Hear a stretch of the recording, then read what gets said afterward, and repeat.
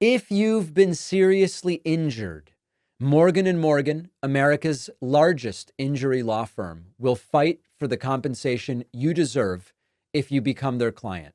All law firms are not the same. Morgan & Morgan is the biggest for a reason. They've won a lot. They don't settle for lowball offers from insurance companies. As America's largest injury law firm, they're all ready to take on insurance companies of every size. You can start a claim in just a click. It only takes a few minutes to see if you have a case. You can start your claim now with Morgan & Morgan by going to forthepeople.com/Pacman. The link is in the description. Welcome to the show, everybody. I spent a bunch of time this weekend thinking about the concept of resistance and whether that concept is really enough for the next 4 years. After Donald Trump kind of squeaked through the 2016 election, we saw the resistance kind of emerge. And it was the bumper stickers, I resist, and the whole thing. And basically it was thousands, maybe hundreds of thousands, millions of Americans getting off the sidelines, pushing back against an agenda that felt extreme and chaotic and dangerous. And the thinking sort of was for Trump's first term, if we can hold Trump's worst impulses at bay for 4 years, we'll restore some kind of normalcy. Let's endure this bizarre and dangerous chapter. Then the country will come to its senses. And it sort of did happen in the sense that Donald Trump was defeated in 2020 by Joe Biden. Now, Mark Elias, who's been a guest on this show, has a great piece called Building the Opposition, where he writes that some people today are starting to say the resistance was a failure and therefore it's inappropriate for the second Trump term. And they call it these naive protests. They say it's sign waving that didn't really do anything during Trump's first 4 years.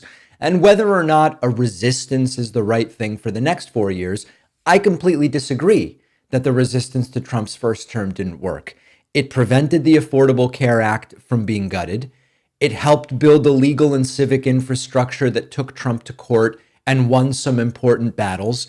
It energized a wave of fresh candidates who transformed the 2018 midterms. And at the end of the day, that resistance led to Trump being deposed after just one term, Joe Biden coming in, reestablishing alliances, and sort of some sense of normalcy. All of that happened. And so for sure, that resistance has accomplishments to its name. Meanwhile, during that time, Republicans weren't just sitting around complaining. They were building, as they often do. We've talked about it. They created these new ideological organizations, media ecosystems. They nurtured the next generation of right-wing influencers, people like Charlie Kirk, Turning Point USA, the people at the Daily Wire, and others. So they were taking electoral hits. They got 2016, but they didn't do well in 2018. Obviously, 2020 was a disaster, but they never stopped during all of that. They never stopped mapping out what is the next thing? What might a Trump second term look like? Project 2025 was quietly in the works while Biden was president. And now they won. And thanks to Project 2025, the next 4 years are going to be far more radical and much more retrograde than they otherwise would have been because they didn't stop while Biden was president. So notice what MAGA did. They didn't just resist Biden in the way that we, to some degree successfully, resisted Donald Trump. They set their sights way higher. They built a movement to govern, not effectively, but to govern. They fueled the resentment and the retribution. They didn't do some of the let's include everyone sort of things that sometimes we think to do on the left, which are well-intentioned, but often don't actually work to generate the energy that you need. They planned an entire era of right-wing rule, which they are now going to get. So now we look ahead. We have the model of the resistance to Trump's first term. We have the model of what the right did during Biden's term.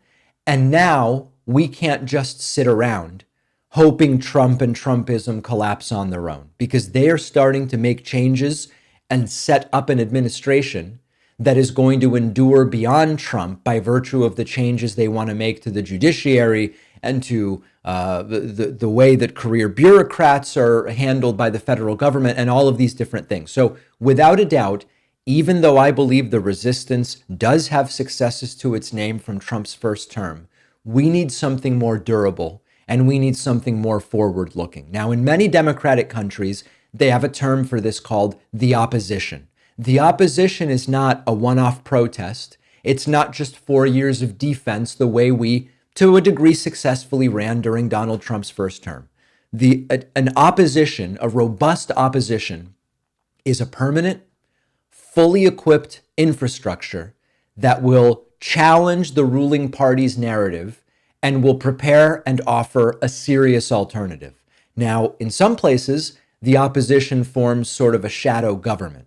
In other places, the opposition is about drafting policies and maintaining pressure until the tide turns. We don't really have a perfect model for the US right now in terms of what opposition looks like, but we have a sense of what it needs to be. And Mark Elias lays it out, and I encourage you to read his article in a few, 5 points really. First, you've got to win elections. So that means professional campaigns with strong candidates. We need to stop with the kind of self-imposed limitations. To really protect democracy, we have to start playing to win. There is not enough playing to win on the left, and you've got to win elections. That's number one. Number two, you do need a big tent. Now, big tent, I know this will scare some in my audience. Big tent doesn't mean you become Republican light. Think back to movements like the New Deal, okay? They had core ideas, but they didn't weed everyone out who disagreed on a few policy details. The movement has to welcome debate, and it has to welcome disagreement, and we've got to do away with the purity test. So we have to grow the tent. Number three, must invest in institutions that will support the opposition. The right is so good at this. They spent decades building think tanks, advocacy groups, training centers. Now they've got the Heritage Foundation, responsible for, to a great degree, for Project 2025, which will become the infrastructure of Trump's term. So we need these robust pro-democracy institutions, and they need to last more than one election cycle. Now, I know many of you will say, oh, what about Move On?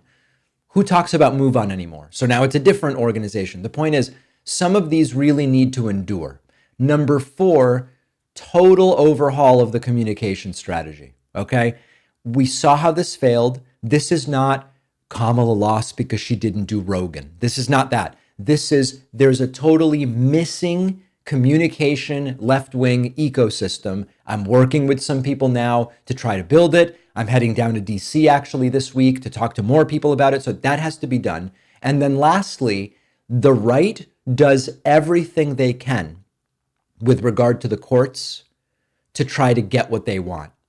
We need to do the same. The legal system did stop some of Trump's worst moves, but we are too shy about using courts, the judiciary, lawsuits, etc. They do it all the time. There are plenty of judges appointed by Democrats in state courts that lean to the left. We need to take advantage of that in the way that Republicans do. So this is just a starting point. This is not the final blueprint. Check out Mark Elias's article.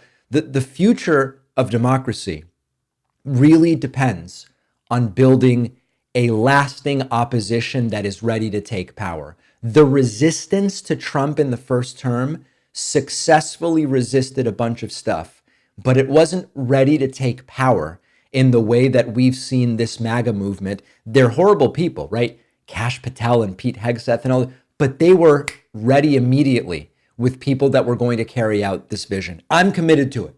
I'm committed to it, and I'm going to be here. I hope that you will as well.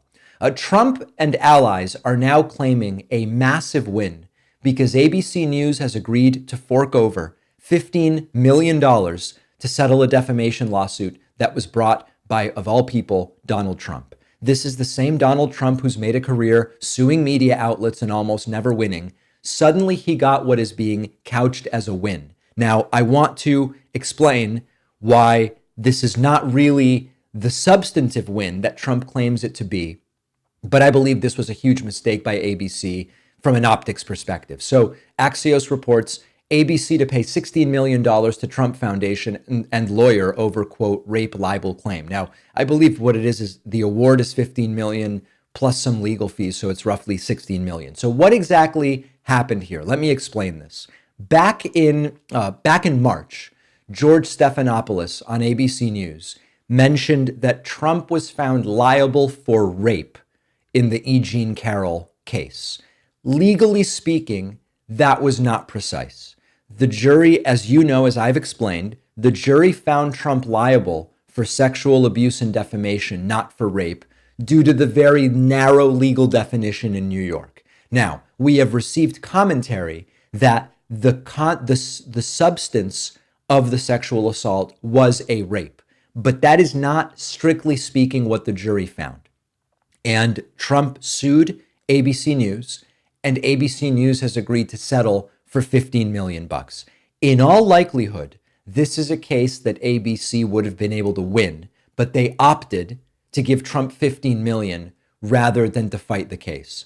In order for Trump to really succeed at trial, he would have to prove that ABC knowingly aired a falsehood with malice or reckless disregard for the truth. That would be very difficult to do. That's a huge legal hurdle, and every legal analysis I've heard says ABC would have ultimately prevailed here. So then we get to the question, if ABC's case was so strong, why on earth would they settle this thing? And the answer has everything to do with convenience rather than legal merit. Because by settling, what ABC is able to do is avoid a very long, drawn-out legal fight, which could end up costing them the same amount of money. It would potentially lead to George Stephanopoulos being put under oath, months of negative headlines. And so there is no question here that ABC had a very strong legal case, but the signal that is sent is Trump won. That's the signal. It's a golden gift to Donald Trump. And for a guy who's basically built his image on battling the so-called fake news, when he says they're all fake and he sues them and they settle and give him money, he goes to his supporters and he goes, look, the big bad mainstream media admitted that they lied about me. Forget about the nuance, forget about the substance, forget about the fact that he was found liable for sexual assault, very serious finding. Trump's base doesn't care about legal technicalities. They'll see it as Trump fought fake news and he won. And the irony now is that by settling, ABC feeds into this narrative without really needing to because they had very solid ground. The whole episode here showcases that what ABC prefers is damage control rather than winning the legal battle. Now, why do I say that ABC likely would have prevailed if this had gone to trial? The burden of proof for Trump is absolutely huge, especially as a major public figure. Stephanopoulos' remark was technically off. He was found liable of sexual assault, not rape. It wasn't off absurdly, and so it would be very difficult to prove that Stephanopoulos acted with malice by using the word rape rather than sexual assault. The entire framing of the reporting by Stephanopoulos, his conclusions, his analysis, his interpretation, it would all be exactly the same if it were sexual assault rather than rape. And so that alone makes it a really, really difficult legal hurdle for Donald Trump to win in a trial. In addition, Trump has to prove damages. And it would be very difficult to argue that Trump was materially damaged because Stephanopoulos used the word rape rather than sexual assault, in the sense that if the report had been Trump was found liable for sexual assault, whatever damage that would have done would be very similar to Stephanopoulos using the word rape. And so that would be another legal hurdle. So in the end, this is all about optics. It's not about legal standing, but there's no question that this is going to be chalked up generically as a major win for Donald Trump, and it reinforces his case that the media all lie about him, and this time they're going to have to pay, and it's $15 million. So I don't like to see ABC do this. I understand why ABC's lawyers would look at it and they would go, listen, we can fight this for years while the guy is sitting president, or maybe it even gets delayed until later. George Stephanopoulos will have to be under oath. This is going to drag on. We'll probably pay $15 million in legal fees anyway. And even if we prevail, it will end up being a footnote. Let's just give the guy $15 million and make an on-air apology. It's pathetic. It's low energy. It's all of those things. I get why they do it, but it just hands a victory rhetorically to Donald Trump. Let me know what you think. info@davidpakman.com. When you are seriously hurt, your injury could be worth a lot of money. Our sponsor, Morgan & Morgan, does not settle for lowball offers. They let you find out how much your case could be worth online in just a couple of minutes. In the past couple of months alone, Morgan & Morgan saw verdicts of $12 million in Florida. That's 34 times the highest insurance offer they had gotten. $26 million in Philadelphia, 40 times the highest insurance offer. $6.8 million in New York, 25 times the highest insurance offer. Their fee is absolutely free unless you win. Personal injury lawsuits serve a crucial role. When you suffer an injury that someone else caused, you could be left with huge medical bills, lost wages, other expenses that simply should not be your responsibility. The change to your life could range from a mere inconvenience to something you aren't even sure you can crawl out from. Either way, that is why personal injury lawsuits exist. You, the plaintiff, can hold the negligent party accountable, get the compensation you deserve and need. Did you know you can start a claim with America's largest injury law firm in just a click? It is so easy. You can start your claim now with Morgan & Morgan at forthepeople.com/Pakman or click the link in the description.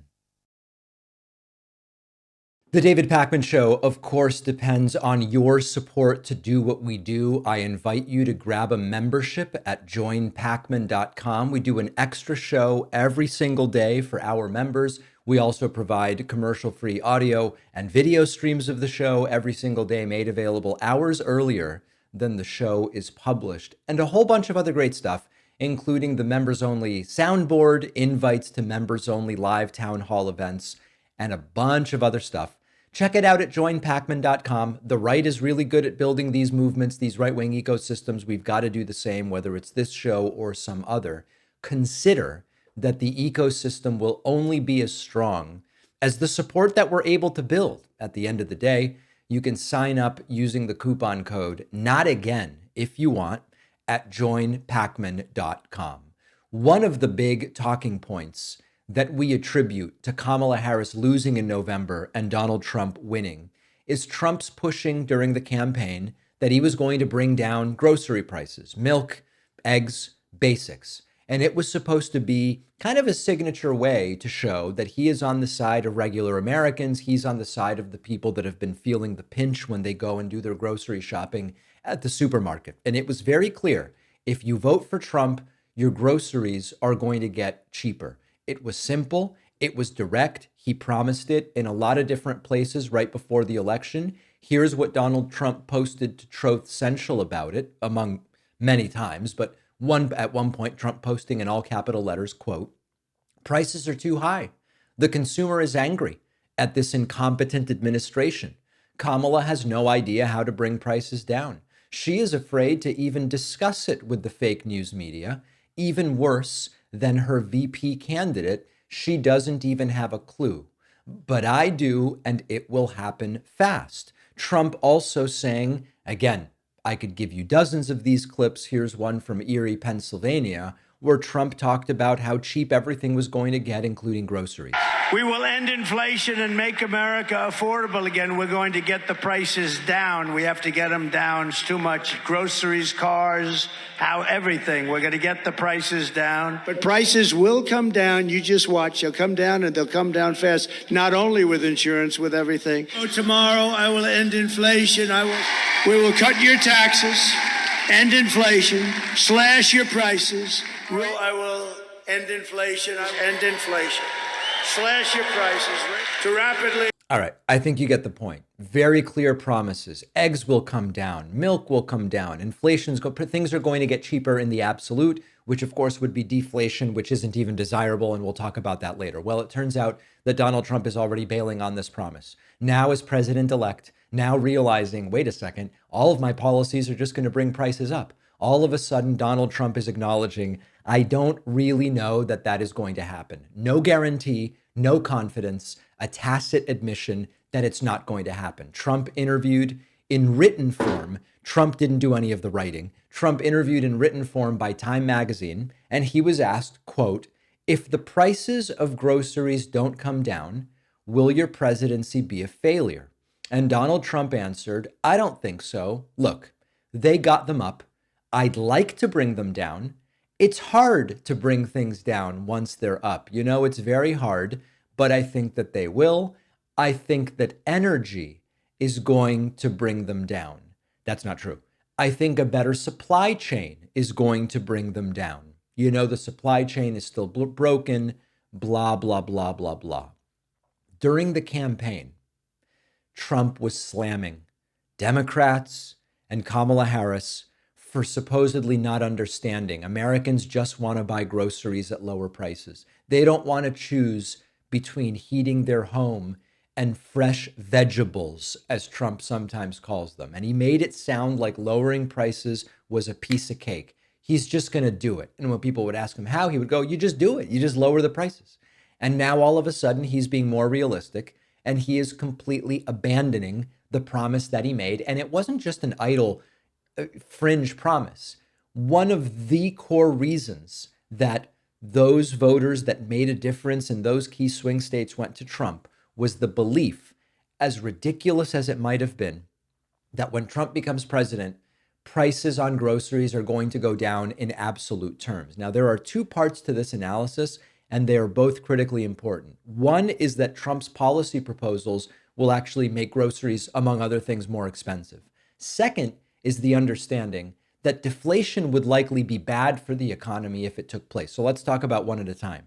Trump is talking about tariffs on China, yes, but he's also talking about tariffs on Canada and Mexico.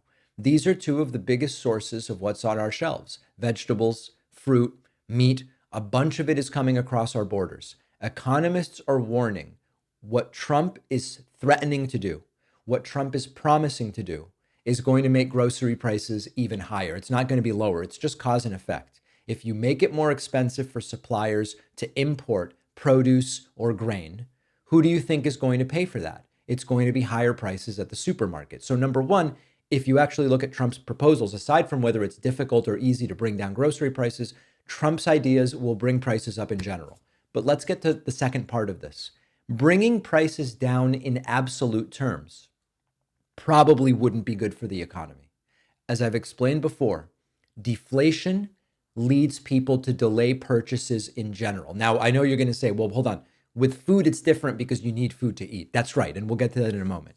As a general concept, if consumers start to see prices going down on things, they would say, "I'm going to delay this purchase because it'll be cheaper in the future." When you delay purchases, those businesses now have reduced revenue. They have to either reduce wages or lay people off, which leads to fewer people who can afford to go and spend their wages elsewhere. So that's what's called a deflationary spiral. Now, it is absolutely the case that that applies mostly to goods that are not required goods, like, for example, food.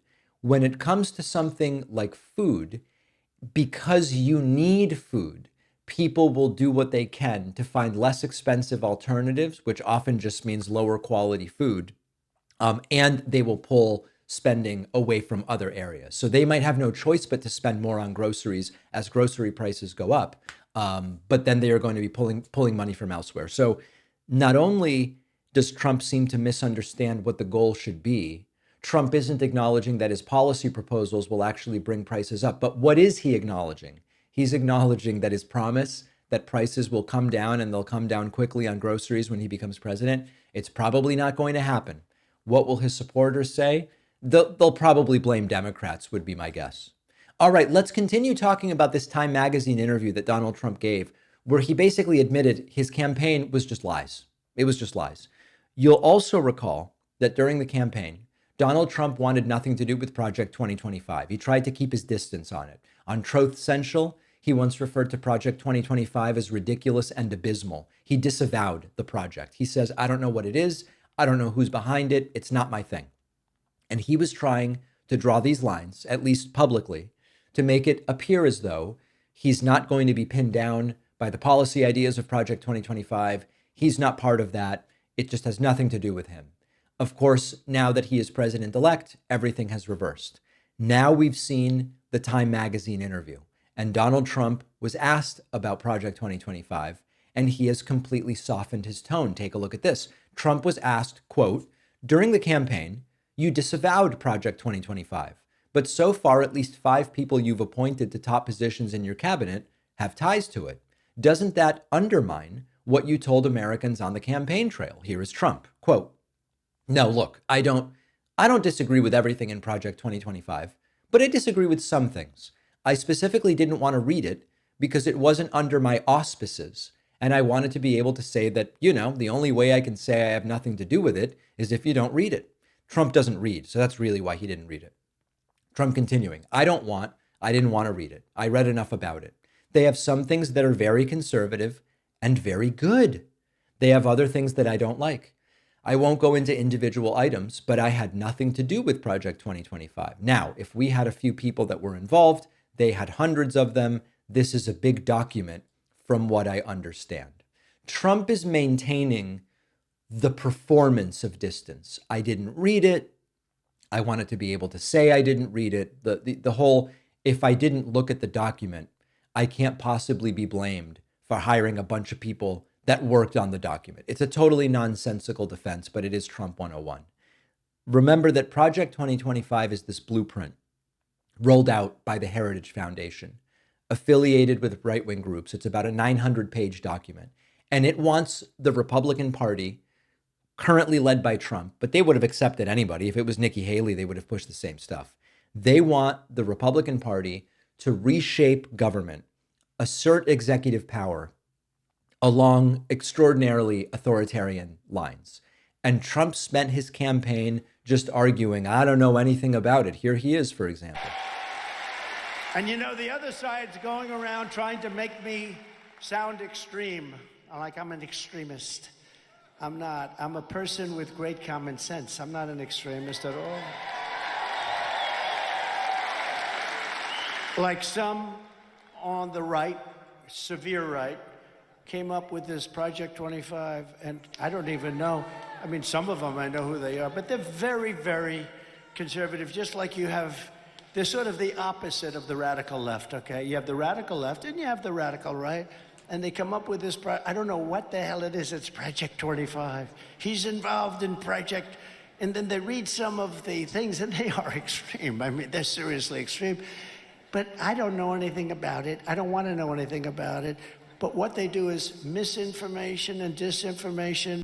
It turns out that Trump's incoming administration will be riddled with Project 2025 authors. I'll tell you about some of them later in the show or tomorrow.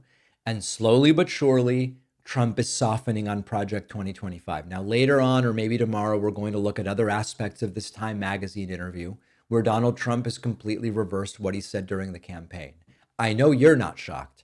I'm not shocked. Why? Well, we have the first term as evidence. We have Trump's first campaign during which he promised everybody, the equivalent of free ponies, everything under the sun. And then none of it happened. Most of it because it's impossible. Some of it because Trump never really intended to do it. And we are seeing the exact same thing right now. And Trump is reversing.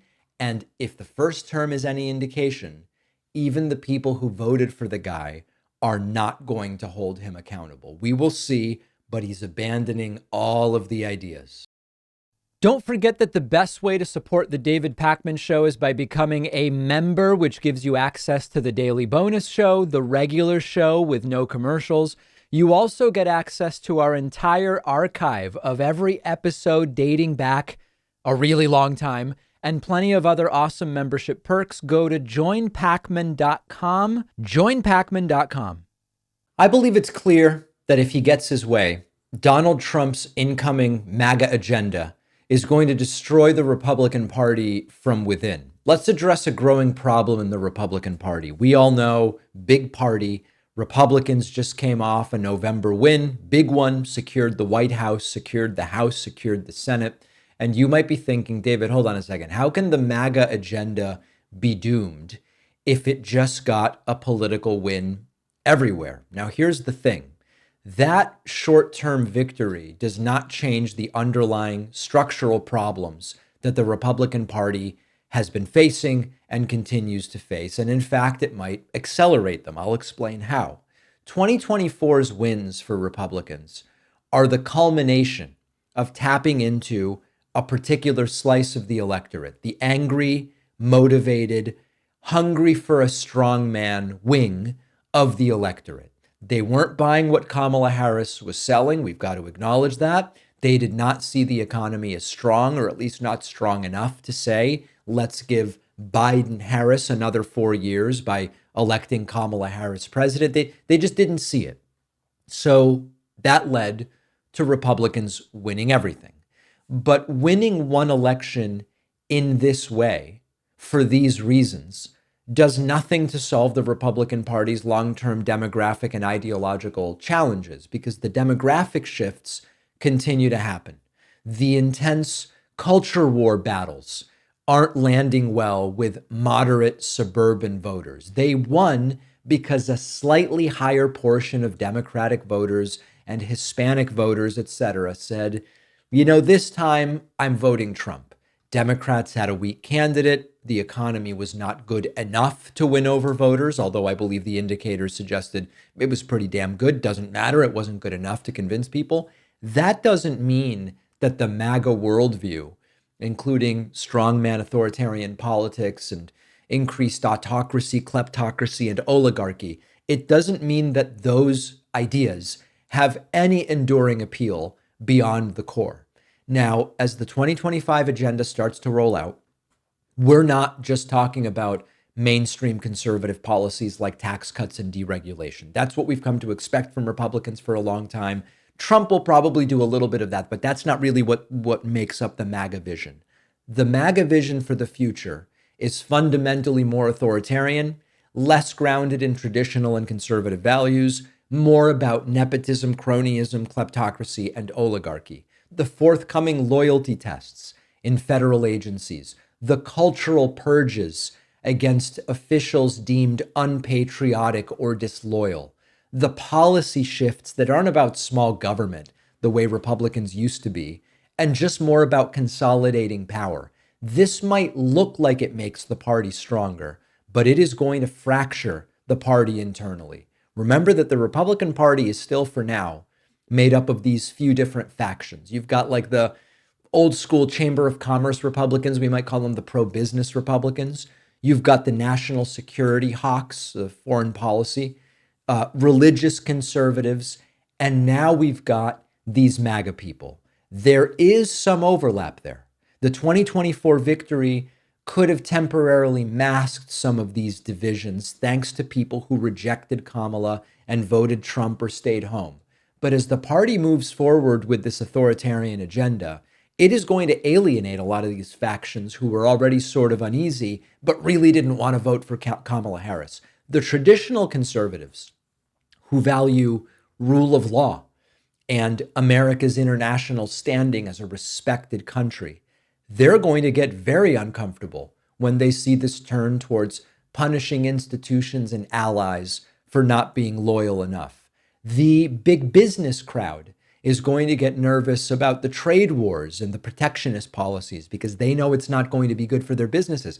Giving Elon Musk goodies, which we'll talk about later, and nobody else is not exactly going to be liked by the pro-business crowd. And then even the religious conservatives may start to say, I don't know about this, when the cultural battles aren't really about family values and they're just about payback at the end of the day. So you're going to have these cracks that widen. The more Trump gets to do what he's threatening to do, the more these cracks are going to widen, and two things are going to happen. Number one, the Republican Party risks losing some of the more moderate policy-driven people. I'm not saying in 2028 they'll come out and vote AOC, Gavin Newsom, Pete Buttigieg, whoever.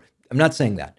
But indeed, they might have said, well, in 2024, I'll take a chance on Trump because I don't really like the alternatives. The momentary conditions are not pushing me to vote for Harris. But these are not likely long-term MAGA voters, and they are likely to defect next time or more likely just stay home. Number two, the party itself will become less coherent.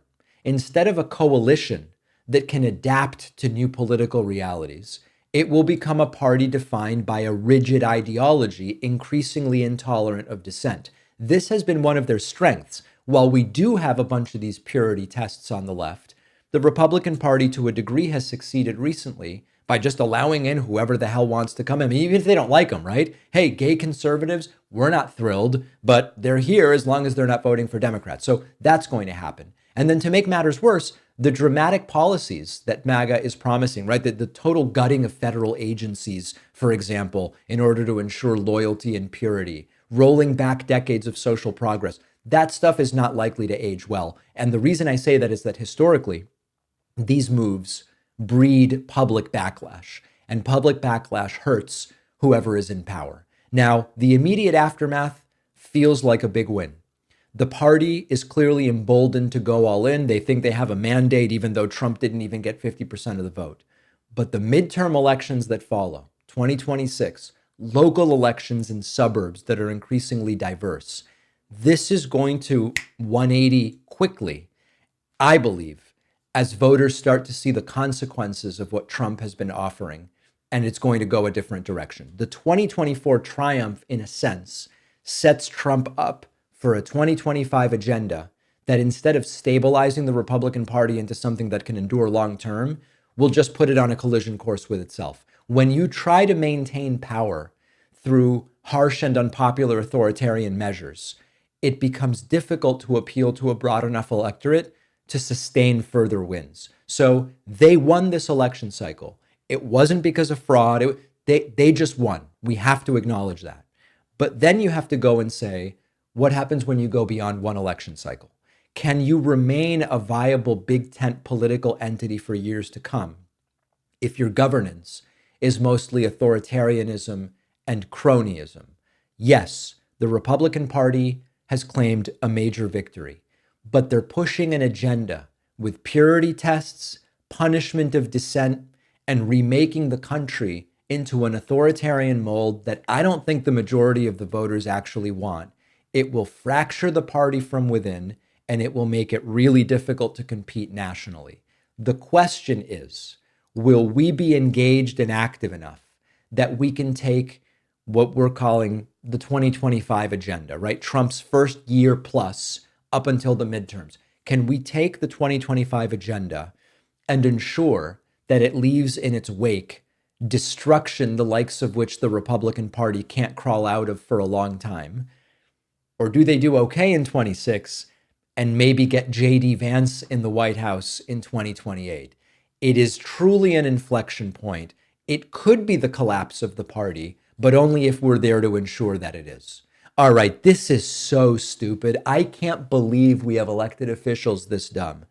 I don't know if you've been following this, but there are more and more people talking about unidentified aerial phenomena, unidentified aerial vehicles, unidentified flying objects, unknown, whatever they continue to change what it is. Stuff in the sky that may not be of human origin. They're increasingly obsessed with this. And Governor Larry Hogan posted about drones in the sky. They were stars. It was Orion's belt and the Orion Nebula. How can you be a governor if you're this dumb? So here's his tweet from Larry Hogan. It's very long. I won't read all of it. He said, last night, beginning at around 9:45 p.m., I personally witnessed and videoed what appeared to be dozens of large drones in the sky above my residence in Davidsonville, Maryland, 25 miles from our nation's capital. I observed this for 45 minutes. Like many who have observed these drones, I do not know if this increasing activity over our skies is a threat to public safety or national security. But the public is growing increasingly concerned, blah, blah, blah, blah, blah. So here's the video. It's mostly black video, but what you will see as the video continues is you do see some dots in the sky, and you see the camera kind of move around, and I'll kind of fast forward it. And what you eventually realize as he zooms out, you see those three aligned stars known to us all over the world. There, hold on, let's see if we can get them. There they are. It's kind of hard to see, but you see those three aligned stars, and you say, wait a second, this is Orion's belt. This is arguably the most recognizable constellation of stars in the sky. I knew about this at age 7. You see them in the northern hemisphere. You see them in the southern hemisphere, different times of year. From the equator, they're visible almost year-round because of their location. This is Orion's belt and the Orion Nebula. And the governor is posting agit trash, fear-mongering videos saying, the drones, are they dangerous? People are concerned. This is humiliating. You show this to your average third grader and they go, that's Orion's belt. Those are 3 stars. And this is becoming, they're obsessed with this thing. There's another guy named Josh Walkos who posted himself a video, and he said drones are being reported over the US Capitol. I have a video of this one as well. And what you will notice if you are a frequent traveler to DC is that this is, of course, a lineup of planes on final approach to Reagan Airport. This is DCA, the airport that, there's a few airports in the DC area. You've got Baltimore, you've got Dulles, and you've got Reagan. Reagan is essentially almost downtown DC. You fly very close to the Capitol when landing. I've done it, dozens of times. And these are not drones. These are just airplanes lined up on final approach. And yes, they do go by the Capitol. Now, I know that I'm going to get emails from the UFO, UAP, UAV people saying, David, the fact that Larry Hogan shot a video of stars and said it was drones, and the fact that Josh Walkos shot a video of airplanes and said that it was drones, and they were wrong, doesn't mean that we have an explanation for every single one of the recent videos. And of course, that's true. And that's the difficulty with the people who like to, set a bunch of small fires. It's that it's very difficult to put out every small fire. But at least as far as some of the major declarations, the video of drones in DC, they are planes landing. The video of drones above Maryland, those are stars really far away, Larry. Really, really far away. As far as those are concerned, they are nothing. They are nothing. And Larry Hogan makes us all feel really dumb. Now, do I believe that everything should be hush-hush or covered up, or that we shouldn't investigate things that appear irregular? Of course not. Investigate all of it. But as is always the case, the stuff that people are sending me, there's a good explanation for all of it. So here's my challenge to you. info@davidpakman.com. Send me one of these recent ones that does not have a simple explanation. I want to see it. And I'm not saying this rhetorically. I'm not saying this sarcastically. I just want to see it. Send me an example of one, and I want to examine it for myself and see if I can make heads or tails out of it. Please. If you value what we do at The David Pakman Show, remember to support us on Patreon. Go to patreon.com/David Pakman Show, where you can get access to behind-the-scenes videos, the daily bonus show, the commercial-free daily show. You can support the show for as little as $2 a month. Check it out at patreon.com/David Pakman Show. Last week, we talked a little bit about the terms oligarchy and kleptocracy. Government by a few fat, powerful elites, government by those who seek to simply aggrandize themselves and take resources and power. We looked at the definitions. We talked about it in some detail last week. And then over the weekend, we are presented with such a perfect example of this. As many of you know, Elon Musk, arguably the richest man in the world. Maybe Putin has more money. It's not clear. It doesn't really matter. Elon's very, very rich. Elon Musk has made an investment. And that investment is that he has dumped hundreds of millions of dollars into helping Donald Trump become president. He hangs out with Trump. He's Trump's friend to the extent that Donald Trump is able to have friends. And now Elon Musk is ready to cash in, because documents show that Donald Trump's team wants to ditch a car crash reporting rule that Tesla hates. And if this is successfully done, Tesla gets a big gift from the Trump administration. Reuters has an exclusive report.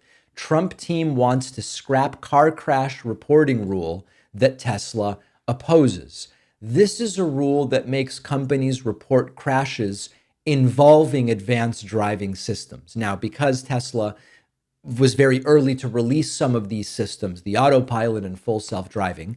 As a result, this rule makes it so that Tesla has to turn in more data than anybody else. This makes Tesla look like the main offender. Now, as many of you know, I used to have Tesla stock. I no longer do.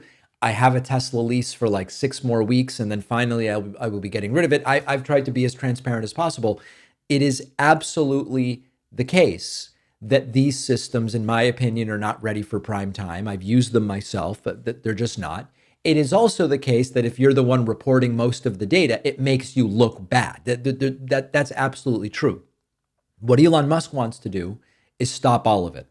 And with Donald Trump in power, it looks like he just might be able to do that. As Associated Press reports, documents related to Trump's transition finds that the incoming Trump administration wants to drop the car crash reporting requirement. It just so happens that Elon Musk is against this requirement. It just so happens that this is a requirement that Tesla is against. So think about what that means. It's not about making roads safer. If you cancel this requirement, it's not safer to drive around. It is about favors for a guy who threw gobs of money at Donald Trump's presidential campaign. Is it a kakistocracy where the worst run the show? Is it a kleptocracy where those in power steal for themselves? It's probably both. Without the car crash reports, regulators lose a way to watch what Tesla is up to, or any manufacturer that is employing and enabling these advanced driving systems. It shouldn't just apply to Tesla, it should apply to everybody, and it does. That means more secrecy rather than more transparency. And this is apparently how it works now. In a way, it's worked like this for a while, but it's now overt. It used to be a little more hidden. Donors help elect a president, and then they get what they want. It's not subtle. It's not about the public good. It's about Musk scratches Trump's back, and then Trump scratches Elon Musk's back. And this is one of the kind of side benefits of spending $250 million to buy the Trump presidency. What we have, if we zoom out, is a situation where the president-elect is heavily influenced by whatever Elon Musk wants. And you know, it's fun. It's almost cliche, and I say this kind of tongue-in-cheek. If you said to most Trump voters in a vacuum, hey, do you like the idea of an African American who at one point worked illegally in the United States being the biggest donor to Trump and controlling what Trump does behind the scenes? Most people would probably say no. Now, I know many of you are saying, what do you mean African American? Elon Musk's South African. I know it's sort of like tongue in cheek, and most people don't think of a white guy when they think of African American. But the point here is, in the abstract, what is going on, you would think all of these MAGAs would say some immigrant from Africa is going to come here and tell Trump what to do. No way in hell. Well, they cheer the guy now. When he goes up on stage and jumps around like a lunatic, they cheer him and they seem to love it. And this is how it works. Elon Musk now has Trump's ear. Peter Thiel, who we will look at in a moment, Peter Thiel has J.D. Vance's ear. And it's the Musk-Thiel presidency. Those were not campaign contributions merely to be nice or merely because Elon thought Trump would be better for America. They were investments in a guy who is then going to help Donald Trump out. Now, as I've said before, I am embarrassed to still drive a Tesla for just a few more weeks. I sold all my stock. I want nothing to do with the cars. I was recently texting with someone from Tesla who said, David, we would love to get you into another Tesla. What would it take? And I said, how quickly can you get Elon Musk to not be involved? And I never heard back from them. So I want nothing to do with the cars. I want nothing to do with Elon Musk or the company or all of it. And if we zoom out, what we are really seeing here is the self-destruction of a nation. They will arm all of the angry lunatics. They will cut food regulations. They will cut environmental regulations. They will demolish education. The rich will still be able to pay for the really great private schools, but they will demolish public education. They will hurt unions and organized labor. RFK and Trump are going to have a conversation about ending childhood vaccination. I'll talk to you about that tomorrow. They will eliminate social safety nets if they can. They'll legislate forced birth.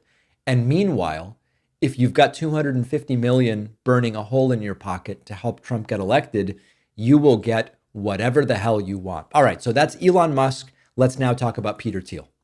Peter Thiel is, Peter Thiel is sort of a figure like Jordan Peterson in one sense. If I were to come to you and say, anarcho-libertarian Peter Thiel, or anarcho-capitalist Peter Thiel, people would write in, the Thiel fanboys, and they would go, David, you're not smart enough to understand what he believes. You're misstating it. You're getting it all wrong. Peter Thiel, who really seems to see J.D. Vance as someone he can mold in his own image, turns out to have been followed by the healthcare shooter, Luigi Mangione. Now, whatever you think about what Mangione did, whatever you think about Peter Thiel, whatever you think about what it means to follow someone, I follow people on platforms who I don't agree with, whatever. It appears as though Mangione really liked Peter Thiel. And so when Peter Thiel appeared with Piers Morgan very recently, Piers Morgan asked him, what do you make of the fact that Luigi Mangione followed you and that there are people celebrating him? This is maybe the worst answer to any question that I've ever seen. This is excruciating. And to those who think this shooter is a hero because he did it because he said this healthcare executive was presiding over a healthcare system which kills thousands of Americans by denying them cover, what would you say to them?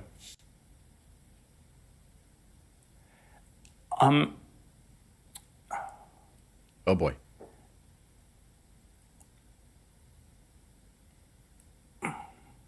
It's I don't know what to say. I still think you should try to make an argument, and I think this is you should, there may be things wrong with our healthcare system, but you have to make an argument, and you have to try to find a way to convince people and change it by that. And this is not going to work.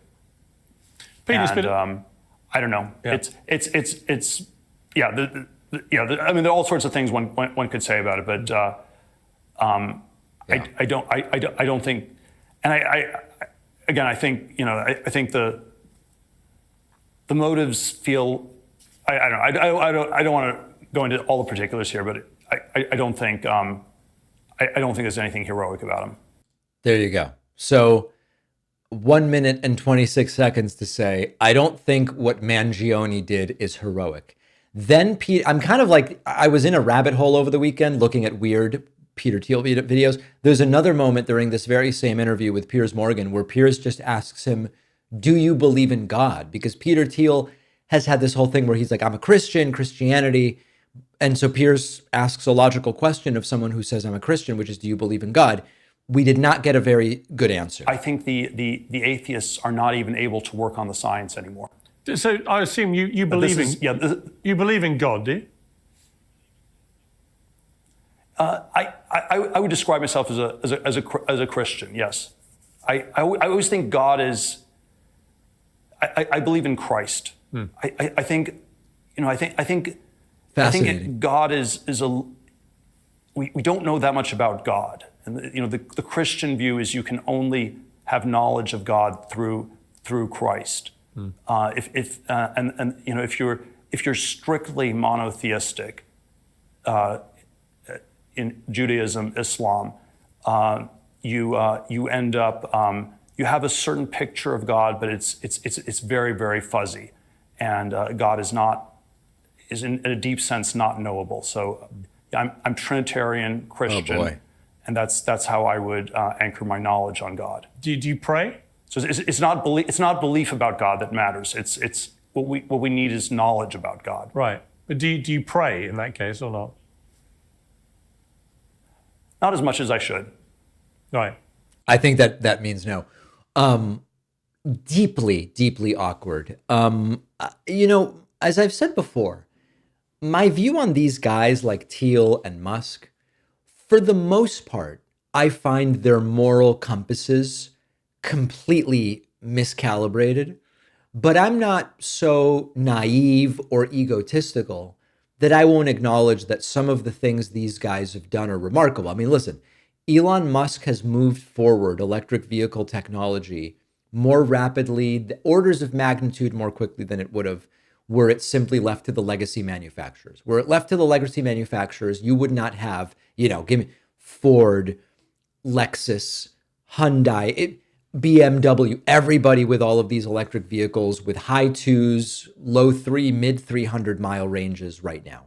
What Elon Musk did by saying, hey, here's Tesla, it's electric only, we've got 330-mile range right now, come compete with this. He accelerated that dramatically, and that's a good thing. And also, his views on population collapse and politics seem completely whacked out. Peter Thiel has some interesting ideas about artificial intelligence, technology, and other things, but there's something bizarre about him, and his moral compass seems to be just circling like crazy. It seems to be what happens if you take out a compass at the North Pole and it starts just spinning like crazy.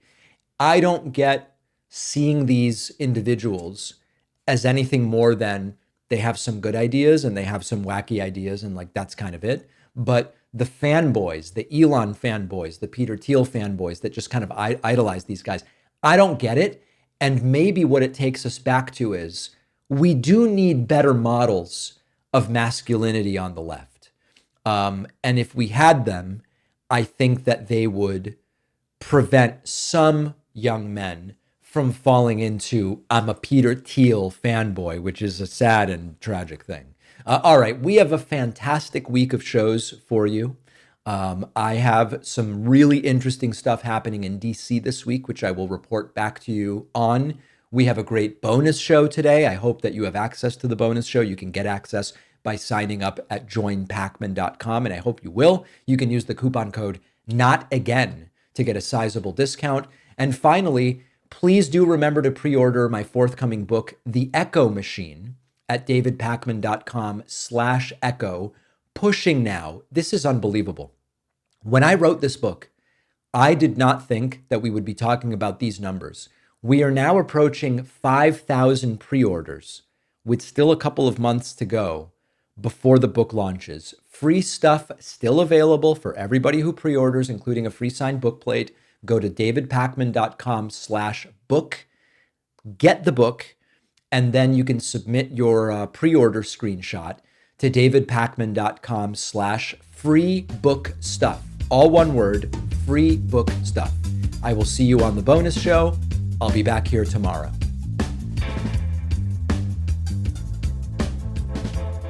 Thanks a lot for watching today's show. I just want to take a second to tell you about today's sponsors. If you've been seriously injured, Morgan & Morgan, America's largest injury law firm, will fight for the compensation you deserve if you become their client.